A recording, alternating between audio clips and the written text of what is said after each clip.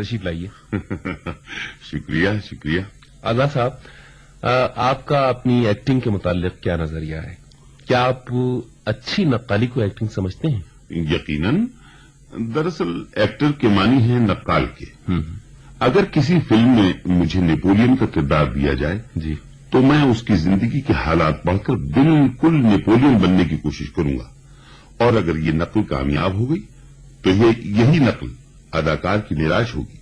बहुत खूब।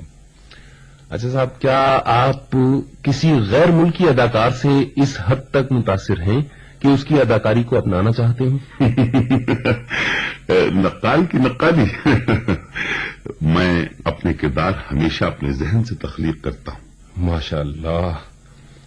अच्छा ये तो बताइए, क्या आप अपनी फिल्में सिनेमा में भी देखते हैं? जी हाँ, जरूर। अच्छा, तो सिनेमा में आसपास बैठे हुए लोगों के तबसरे को आप क्या अहमियत देते हैं?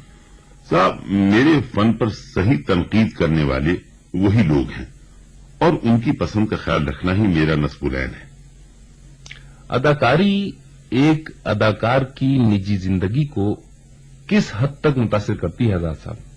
हर इंसान अपनी फितरत के मुताबिक असर कबूल करता है। वैसे अगर आप ये सवाल सिर्फ मेरी जिंदगी के मुतालिक करें जी, तो मेरा एक ही जवाब होगा। स्टूडियो में आजाद होता हूं और घर में सिर्फ मोहम्मद हनीफ। अच्छा, बहुत खूब। तो फिर आपका पूरा नाम हुआ मोहम्मद हनीफ आजाद? जी हाँ। अच्छा, तो मोहम्मद हनीफ आजाद साहब, बहुत बहुत शुक्रिया आपका।